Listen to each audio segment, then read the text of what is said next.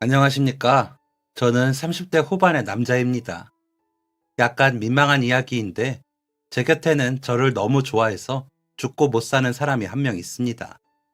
그건 제 아내도 아니고, 제 딸도 아닙니다. 제가 생각해도 웃길 정도로 저를 참 많이 좋아하고 따르는 사람이 있는데, 오늘 그 사람과의 추억을 꺼내보려고 합니다.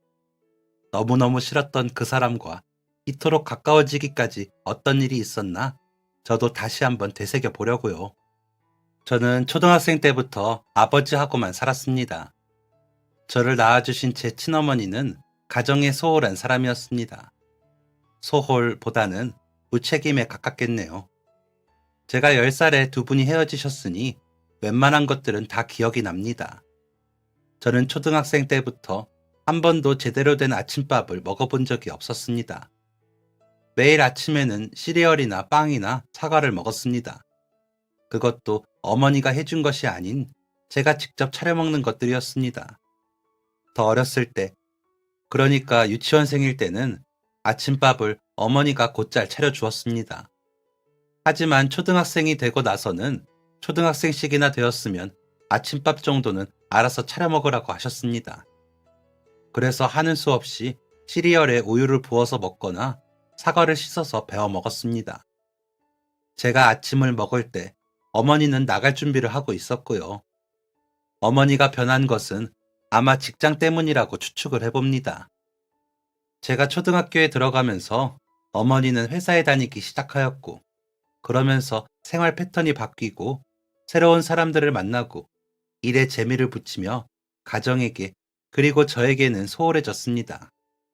이런 것 때문에 어머니와 아버지는 급격하게 많이 싸우셨습니다. 아버지는 어머니에게 애 밥은 잘 차려줘야 하는 거 아니냐, 정직원도 아니고 파트타임으로 일하는데 왜 맨날 늦게 들어오냐, 주말에는 가족끼리 시간 좀 보내야 하는 거 아니냐 하셨습니다. 그럼 어머니는 요즘 시리얼이 잘 나온다, 과일도 몸에 좋다, 나도 사회생활 하는 사람이다, 좀 늦을 수도 있는 거 아니냐, 평일에 일하느라 힘든데 주말엔 좀 쉴 수도 있지 않냐 했고요. 어린 제 눈에도 어머니의 말들이 모두 핑계라는 것은 알 수 있었습니다. 회사라고 해도 하루에 6시간만 일하는 파트타임 알바 같은 일을 했던 어머니는 아침 10시에 출근을 하고서는 밤 늦게 들어오는 날이 많았습니다. 퇴근 후 그 시간 동안 어머니가 뭘 했는지는 모르겠습니다. 일을 했는지, 친구를 만났는지, 누굴 만났는지, 뭘 했는지, 초등학생인 저에게 그건 아무것도 중요하지 않았습니다.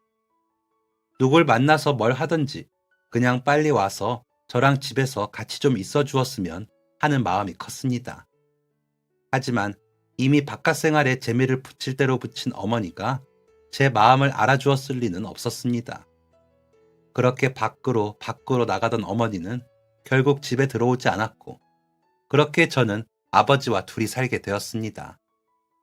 아버지와 둘이 산다는 것은 어머니가 있을 때보다 훨씬 좋았습니다. 마음이 편했습니다.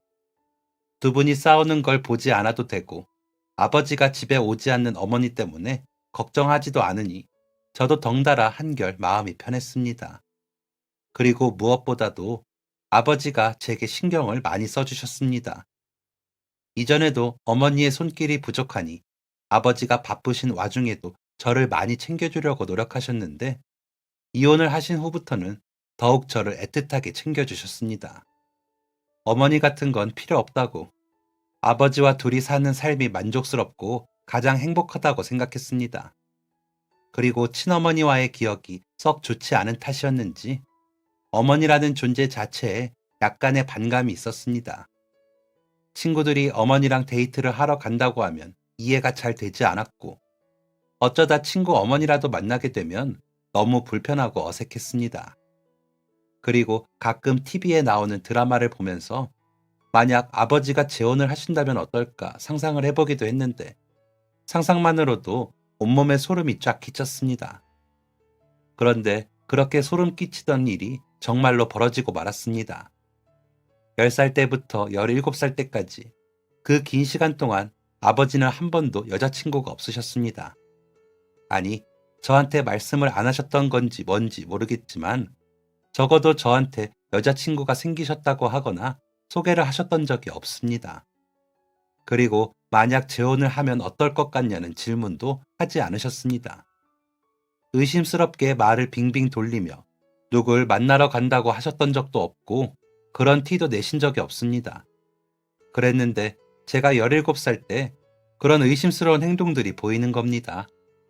고등학생쯤 되었으니 아버지에게 뭔가 변화가 생겼다는 것을 알아챌 수 있었습니다. 그래도 애써 모른 척 했습니다. 괜히 제가 개입을 했다가 만나자고 하면 어쩌나 걱정이 되기도 했고, 아버지가 사귀는 분과 그리 깊은 사이가 아닐 수도 있을 테니까요.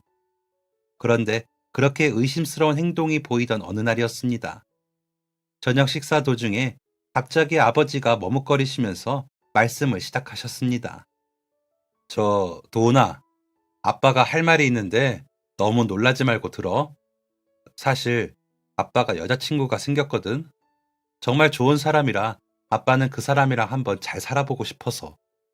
그런데 물론 네가 싫다고 하면 재혼은 안 할게. 그래도 한 번만 만나봐 줄 수 있겠니? 입술끼리 찰싹 달라붙은 것처럼 아무 말도 나오지 않았습니다. 아버지에게 여자친구가 생겼다는 것은 예상을 했지만 재혼을 하고 싶으실 정도로 깊은 마음이라니 그건 예상을 못했거든요. 그리고 한번 만나보라니 생각만 해도 낯간지럽고 어색했습니다. 하지만 아버지의 진심 어린 눈빛을 모른 척할 수는 없었습니다. 저는 대답 대신 고개를 끄덕였습니다. 그리고 그 주 주말 저는 제 새어머니가 될 그 아주머니를 만나러 나갔습니다. 레스토랑에 아버지와 나란히 앉았습니다. 아버지는 깔끔한 자켓을 꺼내 입으셨고 표정에서 긴장과 들뜬 마음이 동시에 보였습니다. 문득 아버지에게도 이런 모습이 있구나. 아버지도 이런 곳에 다니시는구나. 라는 생각이 들었습니다. 긴장되는 마음에 손만 만지작거리고 있는데 아버지가 가게 문 쪽을 보더니 자리에서 벌떡 일어나셨습니다. 저도 아버지의 시선을 따라갔습니다. 그런데 아주머니만 만나는 줄 알고 있었는데 존재조차 몰랐던 웬 조그만한 남자애가 깡충깡충 뛰면서 가게로 들어오고 있었습니다. 왜 그걸 생각 못했을까요? 아버지에게 제가 있듯이 그 아주머니에게도 자녀가 있을 거란 생각은 꿈에도 몰랐습니다. 저는 불편한 어머니라는 존재와 함께 단 한 번도 상상해 본 적 없는 동생이라는 존재도 함께 생길 처지에 놓이게 되었습니다. 그 조그만 녀석은 아직 초등학교도 안 들어간 유치원생이라고 했습니다. 자리가 너무 불편해서 저는 깨작깨작거리고 있는데 이 녀석은 자기 집에서 밥 먹는 것 마냥 아주 편안해 보였습니다. 엄마, 나 브로콜리 안 먹을래. 아저씨 드릴까요? 아저씨, 브로콜리 좋아해요? 그럼 버섯도 좋아해요? 콩도 먹어요? 형, 형은 콩 먹어? 나는 작은 콩 한번 먹어봤는데 형은 밥에 들어있는 큰 콩 먹어? 쉴 새 없이 제잘거리는 탓에 머리가 다 어지러울 지경이었습니다. 꼬맹이는 떠들기도 엄청 떠들고 어찌나 산만한지 포크도 한번 떨어뜨리고 방울토마토도 떨어뜨리고 파스타를 턱에 다 묻히고 아주 난리도 아니었습니다. 그런데 저는 이토록 그 꼬맹이의 정체가 혼란스럽기만 한데 아버지와 아주머니는 그저 웃기만 하셨습니다. 아주 귀여워 죽겠다는 듯이 말이죠. 우리 도훈이도 이럴 때가 있었는데 그때 진짜 귀여웠는데 언제 이렇게 컸는지 몰라요. 아버지 딴에는 과거의 그 시절이 아련하고 애틋해서 그러셨겠지만 저는 왠지 그 꼬맹이랑 비교당하는 것 같아서 기분이 썩 좋지 않았습니다. 그러면서 속으로 나는 저렇게 칠칠 맞지 않았을 거라고 생각만 할 뿐이었습니다. 저 혼자 불편한 식사 자리가 끝나고 저희는 각자 집으로 흩어졌습니다. 아버지는 집에 가는 내내 계속 그 꼬맹이 얘기만 하셨습니다. 귀엽지 않냐? 꼭 너 어릴 때를 보는 것 같더라. 말도 참 잘한다. 똑 부러지는 것이 너랑 똑같다. 아랫니가 하나 빠졌는데 그게 참 귀엽더라 등등. 그때는 정말 아버지 자식은 난데 왜 자꾸 남의 자식 얘기만 하는 건지 정말 서운했습니다. 단단히 삐진 저는 집 가는 내내 입을 꼭 다물었습니다. 잠깐이었지만 아주머니는 분명 좋으신 분 같았습니다. 말투도 상냥하시고 아버지를 존중하는 것도 보이고 꼬맹이한테도 다정하셨거든요. 하지만 저는 받아들일 준비가 되지 않았습니다. 무엇보다도 그 꼬맹이는 절대 제 가족이 될 수 없다고 생각했습니다. 저는 쉽게 마음을 열지 않았고 아버지도 쉽게 포기하지 않으셨습니다. 그만큼 그 아주머니를 사랑하셨으니까 그러셨겠죠. 그리고 또 제가 딱 잘라서 싫다고 한 게 아니었으니까 가능성을 보고 계속 노력을 하셨을 겁니다. 그런데 저는 아버지와 아주머니와 꼬맹이와 식사도 몇 번 하고 공원에도 놀러 가고 집에서도 놀고 했습니다. 항상 저만 어색하고 불편하고 나머지 세 사람은 참 행복해 보이는 만남이었죠. 그런 만남을 4달쯤 했을까요? 아버지가 오랜만에 고기를 먹자면서 집 근처 삼겹살 집으로 저를 데려가셨습니다. 제가 그 집 삼겹살을 좋아해서 아버지가 종종 저를 데려가시는 곳이었죠. 아버지가 삼겹살을 먹으니 소주를 한 잔 드셔야겠다며 소주를 하나 시키셨습니다. 아버지가 술을 잘 못하셔요. 많이 드셔야 소주 반병 정도. 아버지가 소주 3잔을 드셨을 때 갑자기 제게 쌈을 싸주셨습니다. 아버지가 취했구나 생각했죠. 아버지는 엄청 큰 쌈을 제 입에 우겨 넣으시고는 말씀하셨습니다. 도훈아, 싫으면 싫다고 해라. 예? 아빠 취하셨어요? 아니, 아빠가 취하긴 뭘 취해. 도훈아, 아줌마랑 지민이 만나는 거 싫으면 아빠가 이제 그만할 테니까 말해. 아빠 눈치 보지 말고 괜찮으니까 솔직하게 말해라. 네가 싫다고 하면 아빠 이제 아줌마 그만 만날게. 아빠가 아무리 아줌마를 좋아해도 아빠 인생의 첫 번째는 언제나 너야. 알겠지? 아버지가 이토록 마음을 쓰고 계신다니 죄송하면서도 내심 좋았습니다. 제 마음을 이렇게 신경 쓰고 계신 줄은 몰랐거든요. 아버지가 아주머니랑 꼬맹이랑 있을 때 너무 행복해 보이셔서 저는 안중에도 없으신 줄 알았습니다. 사실 아버지의 재혼을 반대할 이유가 딱히 없었습니다. 몇 번 만나보니 아주머니는 참 좋으신 분 같았고 두 분이 정말 많이 사랑하신다는 게 느껴졌거든요.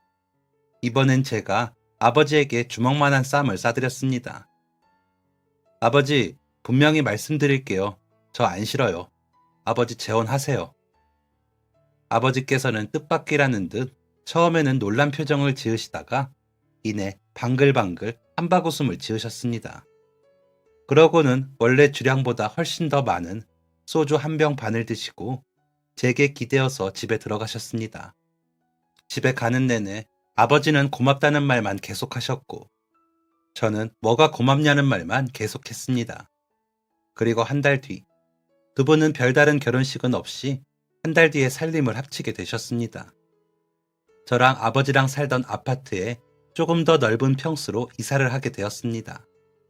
다른 동네에 살던 아주머니가 이쪽에 직장을 구하시고 꼬맹이도 입학 예정이던 초등학교도 옮기게 되었죠. 형, 나 형이 다녔던 초등학교에 다닌대. 너무 신기하지? 너무 신난다. 학교 정말 기대돼. 그 또래 아이들답게 발랄하고 명랑했지만 유난히도 애정 표현을 잘하고 적극적인 그 꼬맹이에게 적응하기란 영 쉽지 않았습니다. 제 성격은 그 꼬맹이와 정반대로 아주 무뚝뚝하고 표현도 잘 못하거든요. 꼬맹이는 친아빠에 대한 기억이 전혀 없다고 했습니다.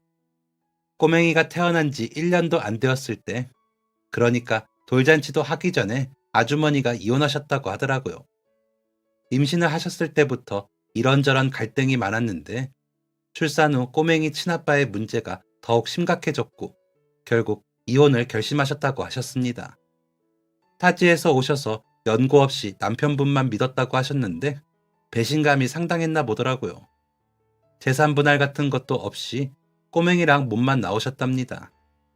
그때부터 힘들게 사시면서 꼬맹이도 키우고 자격증도 따시고 하셨더라고요. 그런 힘든 상황에도 불구하고 꼬맹이는 너무나도 잘 자란 것 같았습니다. 아주머니와의 애착 형성도 잘 되어 있고요. 애교도 정말 많았습니다. 그래서인지 아버지와 둘이 있을 때는 주로 아버지만 말씀을 하시고 웃을 일도 딱히 없고 저는 공부하느라 방에만 틀어박혀 있으니 집안이 참 조용했습니다. 필요한 대화만 하는 그런 분위기였죠. 그런데 아주머니와 꼬맹이와 같이 살게 된 이후부터는 집안의 웃음소리가 끊이질 않았습니다. 그 분위기를 만드는 건 주로 꼬맹이였고요. 꼬맹이가 노래 부르며 춤을 추기 시작하면 아버지와 아주머니는 박수를 치고 깔깔깔 웃으셨습니다. 사진으로 그 꼬맹이의 모습을 남기기 바쁘셨고 단 한순간도 꼬맹이의 모습을 놓칠 수 없다는 듯이 눈을 떼지 않으셨습니다. 솔직히 서운했습니다. 같은 집에 있었지만 그 세 사람의 자리와 제 자리가 정해져 있는 기분이었습니다. 그리고 그 자리가 분명하게 나뉘어져 있는 것 같았습니다. 제 자리는 제 방의 책상 앞 의자, 그 세 사람의 자리는 그 외 모든 곳. 이 집에서 저는 소외된 기분이었습니다. 저 없이도 세 사람은 즐거워 보였고 혹시 제가 없어야 더 즐겁지 않을까 생각한 적도 있었습니다. 그리고 그 서운한 마음은 자연스레 화살이 되어 꼬맹이를 향하게 되었습니다. 꼬맹이가 이 모든 것의 원인이라고 생각되었습니다. 내 하나밖에 없는 가족인 아버지를 빼앗아간 것도 그 꼬맹이 같았고 나를 집에서 소외시킨 것도 꼬맹이 같았습니다. 그렇게 꼬맹이를 미워하는 감정이 싹을 피웠습니다. 그 미움과 질투의 감정은 꼬맹이가 초등학교에 들어가면서 더욱 심해졌습니다. 학교 생활이 처음인 꼬맹이에게 아버지와 아주머니는 관심을 많이 쏟으셨습니다. 학교는 어떠냐? 선생님은 어떠냐? 친구들은 어떠냐? 공부는 어렵지 않냐? 점심밥은 맛있냐? 운동화가 필요하겠다. 숙제를 도와주겠다. 학원에 다니고 싶지는 않냐 등등 모든 것이 꼬맹이 위주로 돌아갔습니다. 고등학생인 제가 대체 부모님의 관심이 뭐가 필요하겠냐마는 그래도 뭔가 서운하고 토라진 마음은 어쩔 수 없었습니다. 이런 제 마음을 아는지 모르는지 꼬맹이는 마냥 저를 좋아하고 제게 애정 표현을 하기 바빴습니다. 형, 내가 학교에서 봤는데 축구 잘하는 형들이 많더라. 형도 축구 잘했어? 나는 줄넘기 20개 안 쉬고 할 수 있는데 형도 할 수 있어? 나는 한 발 뛰고 해봤다. 형, 나 오늘 받아쓰기 시험 봤는데 이거 왜 틀린 거야? 나는 받아쓰기가 정말 어려워. 옆에서 조잘조잘 떠드는 꼬맹이의 모습이 전혀 귀엽다고 생각되지 않았습니다. 오히려 이 조그만한 녀석이 나를 약올리는 것 아닐까 하는 이상한 마음이 들었습니다. 내가 집에서 소외되었다는 것을 알아채고 옆에 와서 살살 심기를 건드리는 그런 영악한 아이인 건가 하는 말도 안 되는 생각도 해보았고요. 그래서 저는 안 그래도 무뚝뚝한 성격인데도 더욱 꼬맹이한테는 무뚝뚝하게 대했습니다. 무뚝뚝하게 대하지 말라고 해도 좋은 마음이 안 생기니 그럴 수밖에 없었을 겁니다. 저는 이미 아버지, 아주머니, 꼬맹이에게 단단히 삐쳐 있었으니까요. 뭐, 너 저리 가서 놀아. 나 공부할 거야. 그럼 꼬맹이는 입술을 삐쭉 내밀고 제 방에서 나갔습니다. 가끔은 속상했는지 아주머니에게 말하기도 하더라고요. 그럼 아주머니는 형은 공부를 많이 해야 해서 바쁘다고 꼬맹이를 이해시켜 주셨습니다. 그런데도 까마귀 고기를 먹은 건지 꼬맹이는 유난히도 제게 달라붙었습니다. 공부하다가 잠깐 화장실이라도 가려고 하면 쪼르르 와서 조잘대기 바빴죠. 그럴수록 저는 더욱 매몰차게 꼬맹이를 밀어냈습니다. 아버지와 아주머니에 대한 서운함과 꼬맹이에 대한 질투심은 제가 고등학교를 졸업할 때까지도 계속되었습니다. 그런데 이런 서운한 마음 때문에 방에만 틀어박혀서 공부만 했던 덕분인지 저는 고등학교 2학년 때부터 성적이 많이 향상되었고 제가 목표로 세운 대학교보다 훨씬 더 좋은 대학교에 갈 수 있었습니다. 그런데 집에서는 조금 멀리 떨어진 곳이라 학교 기숙사에 들어가야 했죠. 시원하기도 하고 섭섭하기도 했습니다. 이제 소외된 기분을 안 느껴도 되겠다는 마음에 시원했고 제가 없는 집에서 세 사람이 더욱 돈독해지겠다 싶어서 서운했습니다. 어떻게 성인이 되어서까지 삐친 마음이 사라지지 않았는지 다시 생각해보면 참 부끄럽네요. 아무튼 저는 그렇게 대학교 기숙사에 들어가서 생활을 하게 됩니다. 그러던 어느 날이었습니다. 오전 수업이 없어서 학교 도서관에서 공부를 하고 있었습니다. 그때 갑자기 핸드폰이 울렸습니다. 도훈아, 지금 큰일 났다. 지민이가 없어졌어. 처음 들어보는 아버지의 다급한 목소리였습니다. 옆에서는 아주머니가 우는 소리도 들리는 것 같았습니다. 아침 대바람부터 이게 대체 무슨 일인가 싶어서 아버지께 자초지종을 여쭤봤습니다. 저한테 전화를 거시기 바로 전날, 꼬맹이의 소풍날이었답니다. 아주머니는 새벽부터 일어나셔서 열심히 김밥을 만드셨대요. 아주머니가 다른 요리들도 잘하시지만 김밥을 정말 잘 만드시거든요. 모양도 단정하니 참 예쁘고 맛도 좋고요. 꼬맹이는 소풍 가기 일주일 전부터 한참 들떠 있었답니다. 그리고 소풍 당일, 평소에는 맨날 아주머니가 깨워야 겨우 일어나던 꼬맹이가 스스로 일어났대요. 그만큼 소풍을 기대하고 있었나 보더라고요. 얼른 가게 도시락을 달라고 재촉하던 꼬맹이는 아주머니가 도시락통을 건네자마자 총알같이 밖으로 튀어나갔답니다. 그리고 아주머니는 집안일을 하시다가 오후에 치과 진료가 예약되어 있으셔서 병원에 가셨대요.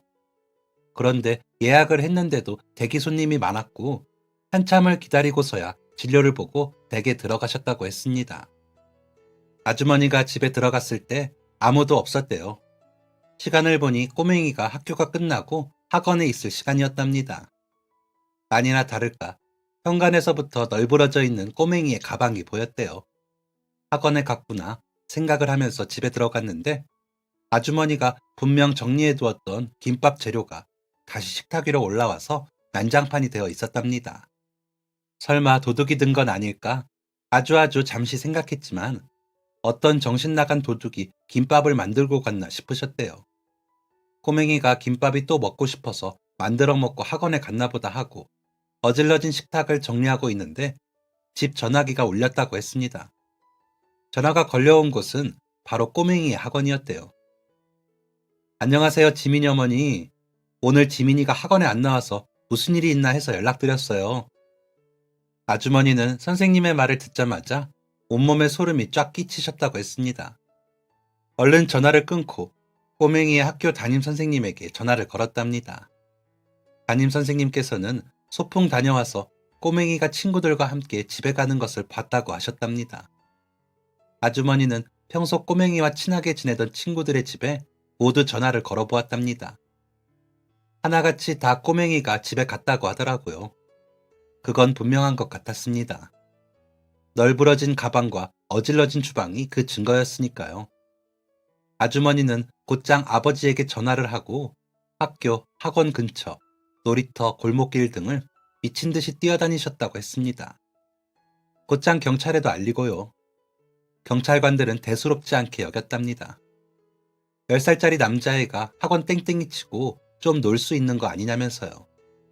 그런데 그 꼬맹이가 단 한 번도 그런 적이 없거든요. 그건 꼬맹이를 좋아하지 않는 저도 알 수 있는 것이었습니다. 그렇게 대수롭지 않게 생각하고 경찰들도 밤 10시가 넘어가고 11시가 넘어가고 자정을 넘기니 그제야 심각성을 깨닫고 찾아 나섰다더라고요. 하지만 꼬맹이는 그 어디에서도 보이지 않았고 아버지가 답답한 마음에 저한테까지 연락을 하신 거였습니다.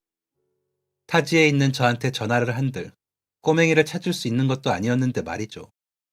평소 꼬맹이라면 눈 감고 귀 닫고 안 보고 안 들으려고 노력했던 저였지만 꼬맹이가 사라졌다니 이건 얘기가 달랐습니다.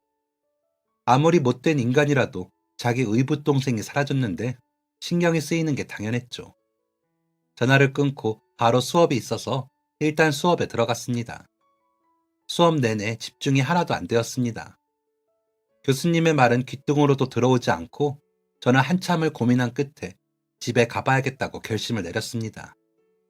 얼른 빠져나가려고 가방을 챙기던 그때였습니다. 강의실 앞문이 열렸고 학과장 교수님께서 들어오시더니 교수님과 무슨 얘기를 나누셨습니다. 그리고는 학과장 교수님께서 강의실을 두리번거리며 말하셨습니다. 박도훈 학생, 어디에 있지?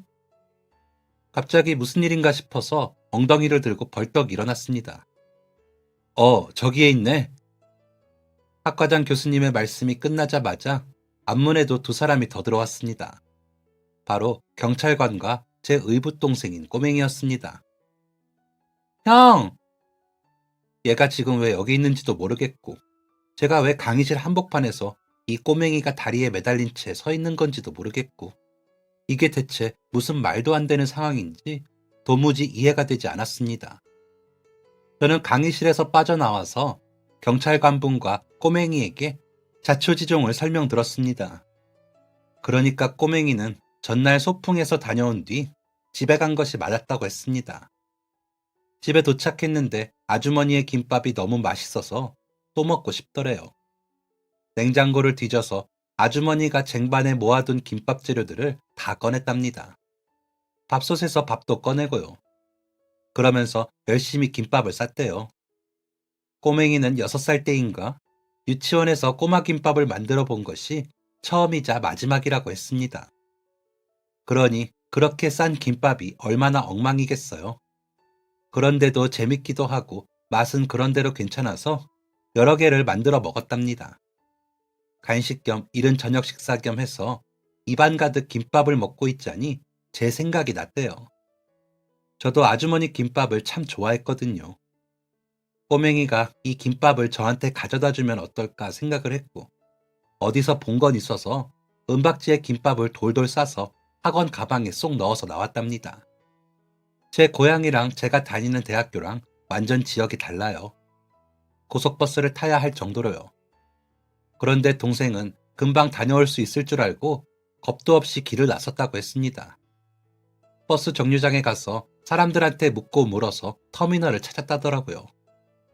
터미널 안에서도 어떻게 혼자 티켓까지 끊고 버스를 탔답니다. 이 어린애가 혼자 터미널을 갈 수 있을지 누가 상상이나 했겠어요. 게다가 제 고향의 터미널은 사람이 많이 오가는 것에 비해서 일하시는 분들도 충분치 않고 그땐 체계적이지도 않아서 동생이 혼자 버스를 탈 수 있었나 봅니다. 그렇게 버스를 탄 동생은 제가 다니는 대학교가 있는 지역까지 왔다고 했습니다. 그런데 그 다음이 문제였습니다. 당최 제 학교가 어디인지 찾을 수가 없었던 거죠. 시간도 많이 늦었고요. 신난하기도 하고 무섭기도 했던 동생은 어색한 도시 속 그나마 모양새가 익숙한 놀이터로 숨어들었고 기다란 미끄럼틀 속에 들어가서 몸을 웅크리고 생각에 잠겼답니다. 그런데 눈을 떠보니까 아침이었다는 겁니다. 아이고야, 어떻게 이렇게 엉뚱한 녀석이 있을 수 있죠? 어떻게 10살짜리 애가 놀이터에서 혼자 잠을 잘 수 있냐는 겁니다. 겁이 많아서 그런 건지, 겁이 없어서 그런 건지, 진짜 알 수가 없네요. 바깥이 너무 환하고 새들이 짹짹 날아다녀서 깜짝 놀라서 꼬맹이는 눈을 떴다고 했습니다. 지금 꿈을 꾸나 싶었대요. 놀이터에서 나와 다시 길을 걷던 꼬맹이는 경찰서를 발견했고 이대로 돌아다니다가는 제 학교를 절대 못 찾을 것 같아서 얼른 경찰서로 들어갔답니다. 가서 경찰관분들에게 형을 만나러 왔는데 학교를 못 찾겠다 말했고 경찰관분들이 도움을 주셔서 제가 있는 학교까지 동생을 데리고 와주신 거였습니다. 얘기를 마친 동생은 눈가에 눈물을 닦으면서 제게 은박지에 감싸진 김밥을 내밀었습니다. 김밥은 정말 엉망진창이었습니다. 어디서 본 건 있어서 물을 잔뜩 묻힌 건지 찐득한 밥은 김 안에 가득했고 햄이 2개, 단무지가 2개, 시금치 조금이 들어있는 요상한 김밥이었습니다. 그마저도 제대로 말려있지 않아서 옆구리가 다 터져 있었고요. 게다가 더운 날씨에 오랫동안 밖에서 김밥을 들고 다녀서 그런지 시금치 때문에 그런지 김밥이 다 상해 있었습니다. 형도 엄마 김밥 좋아하니까 험난했던 여정에 잔뜩 겁을 먹은 꼬맹이가 우물쭈물하며 얘기를 했습니다. 그 상황이 너무 당혹스러웠습니다.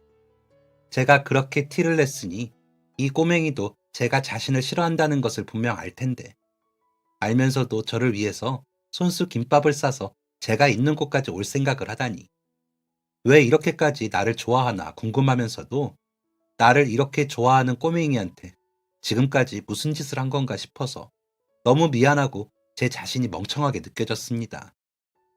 저는 꼬맹이가 싸온 김밥을 그 자리에서 우걱우걱 먹었습니다. 다 쉬어서 맛도 없고 혹시 먹고서 배탈이 날지도 몰랐지만 그냥 먹었습니다. 그게 저를 위해 여기까지 온 꼬맹이에게 할 수 있는 배려라고 생각이 되었습니다. 그리고 이런 제 마음이 통했는지 꼬맹이는 김밥을 다 먹어버리는 저를 보면서 눈을 반짝였습니다. 김밥을 다 먹은 다음에는 형, 최고야! 라는 칭찬도 아끼지 않았습니다. 웃음이 나더라고요. 민망하기도 하고 귀엽기도 한 복잡한 마음이었지만 더 이상 이 꼬맹이에 대한 미움과 질투는 없었습니다. 저는 꼬맹이를 데리고 고향으로 갔습니다. 고속버스에 타기 전 편의점에 들러서 과자를 한가득 샀습니다. 꼬맹이는 집에 가는 내내 세상에서 가장 행복한 표정으로 과자를 먹었습니다. 버스를 내리니 아버지와 아주머니가 저희를 기다리고 계셨습니다. 꼬맹이가 버스에서 내리자마자 아주머니가 달려오셨습니다. 지민아! 아주머니는 눈물을 뚝뚝 흘리시면서 꼬맹이를 안아주셨습니다. 큰일이라도 난 줄 알았다. 다친 곳은 없냐? 밥은 먹었냐? 등등.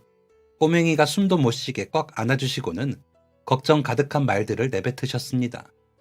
멀뚱멀뚱 그 모습을 보고 있는데 아주머니가 갑자기 제 쪽으로 오시더니 이번에는 갑자기 저를 꼭 안아주셨습니다. 고맙다, 도훈아. 정말 고마워. 예? 제가 딱히 한 건 없는데요, 아주머니.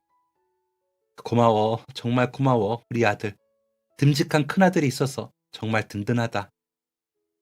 순간 머릿속이 멍해졌습니다. 저 사실 그동안 계속 아주머니에게 아주머니라는 호칭을 썼거든요. 꼬맹이는 저희 아버지에게 아빠라고 부르는데도 불구하고 저는 아주머니에게 엄마라고 부르지 못했습니다. 그게 참 어렵더라고요. 말도 잘 안 나오고 낯간지럽다고 생각했습니다. 그런데 아주머니와 아버지, 그 누구도 저에게 그것을 강요하지 않았습니다. 제가 뭐라고 부르던지 말던지 신경도 안 쓰셨죠. 저한테 부담 주기 싫어서 그러셨다는 것을 그때는 알지 못했습니다. 그냥 별로 상관없어서 신경 안 쓰시나 보다 생각하고 계속 아주머니라고 불렀습니다. 아주머니는 제 부름에 아랑곳하지 않고 언제나 저를 잘 챙겨주셨습니다. 밥 먹을 때에도 제가 형이라는 이유로 항상 꼬맹이보다 먼저 챙겨주셨습니다.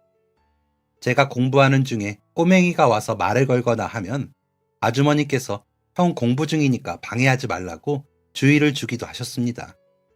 하지만 아주머니가 제게 대놓고 우리 아들이라는 표현을 쓰신 적은 그때가 처음이었습니다.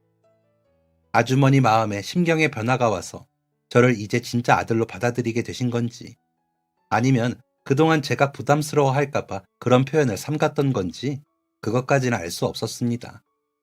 하지만 아주머니께서 한치의 거짓 없이 진심을 다해서 저를 그렇게 부르셨다는 것은 알 수 있었습니다. 저를 꽉 안아주시는 아주머니를 저도 따라 안아드렸습니다.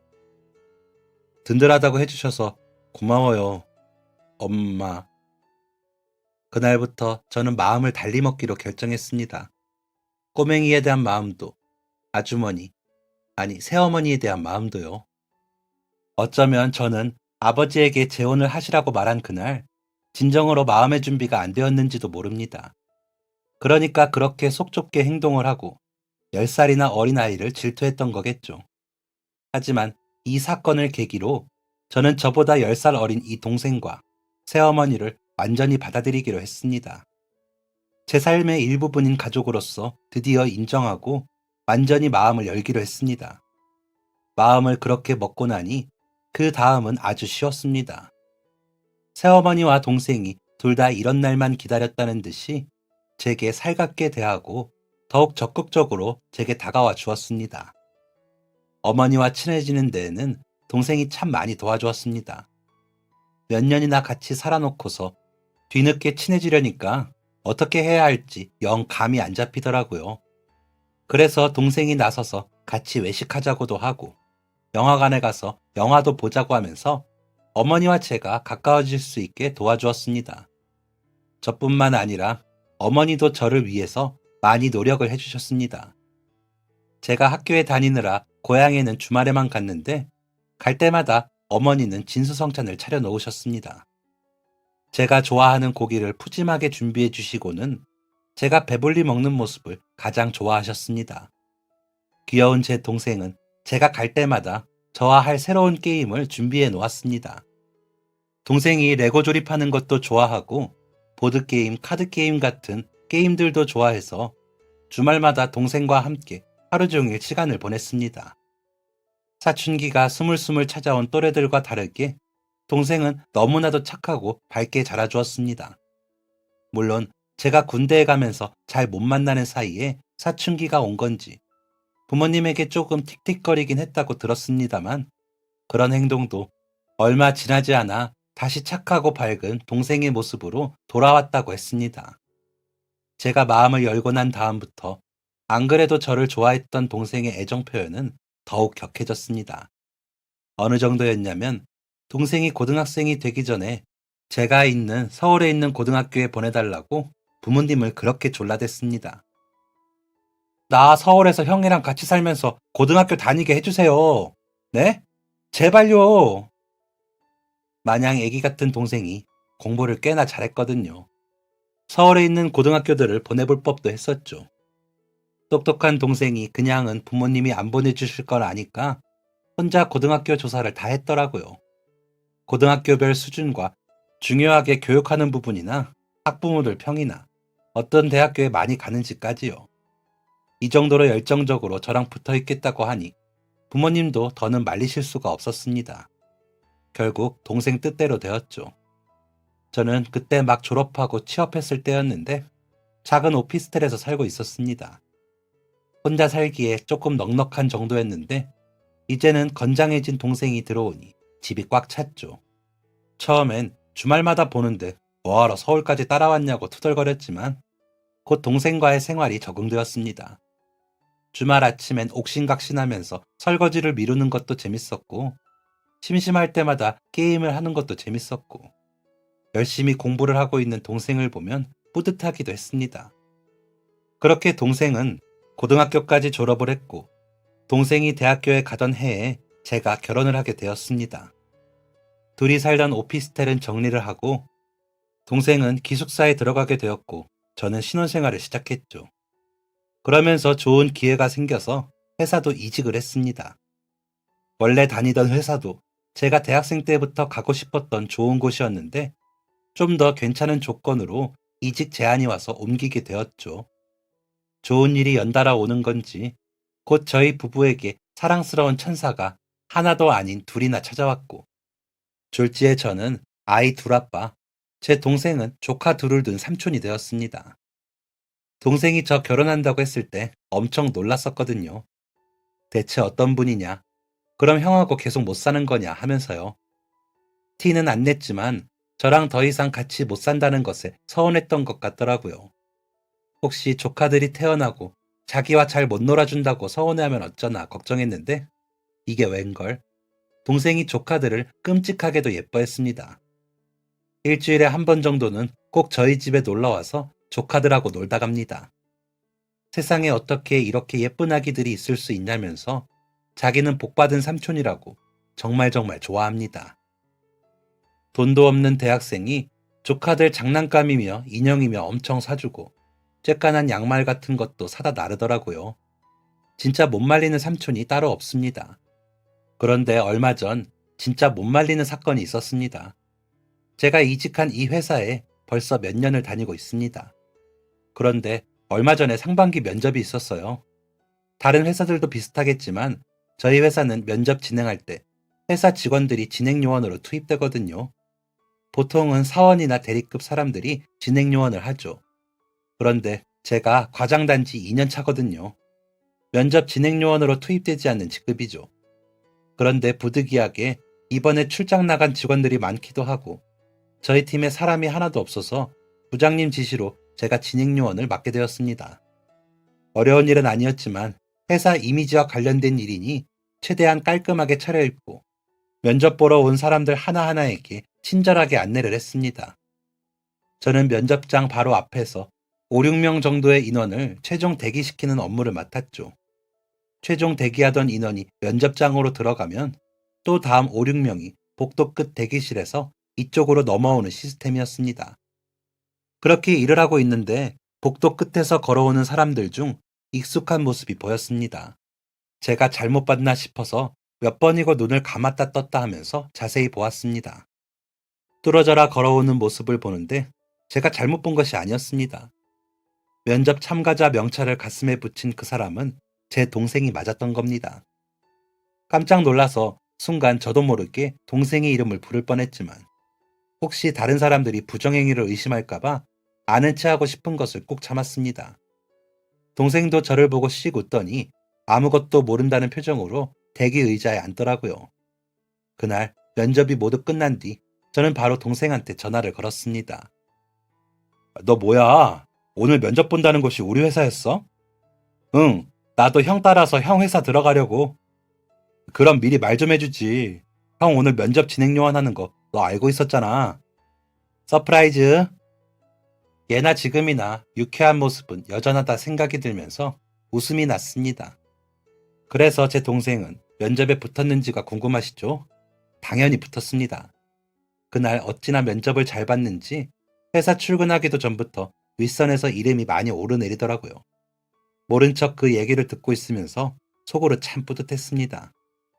그렇게 출근한 회사에서 저랑 사이좋게 잘 다니는 중이고 일 잘하는 형제라고 소문이 나기도 했죠. 이렇게 글을 적으면서 동생을 처음 만났을 때, 같이 살게 되었을 때를 오랜만에 다시 떠올리게 되었습니다. 지금 생각해보면 그때의 제가 참 어리석고 부끄럽기도 합니다. 왜 좀 더 빨리 동생과 어머니와 친해지지 못했는지 후회가 되기도 하고요. 그런데 제가 이런 말을 동생이랑 어머니에게 하면 항상 이렇게 대답을 하더라고요. 그런 시간들이 있었기에 지금 우리가 더욱 돈독하게 지낼 수 있는 거라고요. 마음을 열기에 오래 걸린 만큼 더 깊은 사이가 된 거라고요. 그럼 제가 동생에게 묻습니다. 너는 내가 그렇게 싫어했는데도 왜 나를 졸졸 쫓아다니고 귀찮게 했냐고 말이죠. 그럼 동생은 이렇게 말합니다. 나는 형이랑 친해질 줄 알았어. 제 동생 진짜 엉뚱하죠?